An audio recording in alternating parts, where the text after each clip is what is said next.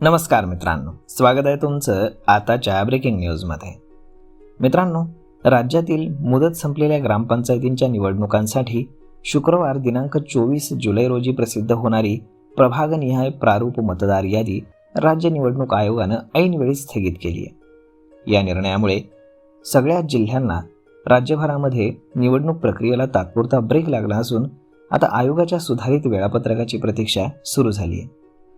राज्य निवडणूक आयोगाने यापूर्वी जाहीर केलेल्या कार्यक्रमानुसार 24 जुलै रोजी प्रारूप मतदार यादी प्रसिद्ध करून त्यावरती हरकती आणि सूचना स्वीकारण्याची प्रक्रिया राबवण्यात येणार होती. त्यानंतर सर्व हरकतींची छाननी करून 4 ऑगस्ट रोजी अंतिम मतदार यादी प्रसिद्ध करण्याचं नियोजन करण्यात आलं होतं.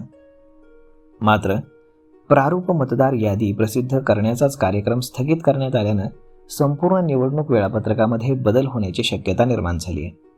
त्यामुळे इच्छुक उमेदवार, विविध राजकीय पक्षांचे अधिकारी तसेच ग्रामपंचायत प्रशासनाचं लक्ष आता आयोगाच्या पुढच्या निर्णयाकडे लागलेलं आहे.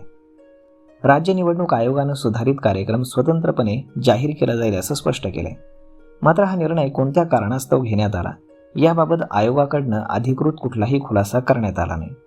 सुधारित वेळापत्रक जाहीर झाल्यानंतर प्रारूप मतदार यादी प्रसिद्ध करण्याची तारीख, हरकती आणि सूचना नोंदवण्याची मुदत, अंतिम मतदार यादी जाहीर करण्याचा कार्यक्रम तसेच निवडणुकीच्या पुढच्या टप्प्यांबद्दल स्पष्टता येणार आहे. तर मग मित्रांनो, अशा पद्धतीनं जर ग्रामपंचायत निवडणुकीसाठी तुम्ही उभे राहणार असाल तर मग मात्र आता थोडीशी प्रतीक्षा तुम्हाला करावी लागू शकते. कारण जो आधीचा कार्यक्रम दिला होता त्यातील पहिल्याच टप्प्यामध्ये जी ग्रामपंचायतीची निवडणूक होणार होती त्यामध्ये जी प्रारूप मतदार यादी जाहीर होणार होती त्या पहिल्याच टप्प्यामध्ये अडचण आलेली आहे. त्यामुळे आता पुढे हा कार्यक्रम किती लांबणीवरती पडतो हे पाहणं खूप जास्त औत्सुक्याचं राहणार आहे. तर मग मित्रांनो, हा व्हिडिओ, ही माहिती तुम्हाला कशी वाटली हे तुम्ही आम्हाला कमेंट करून नक्कीच सांगा.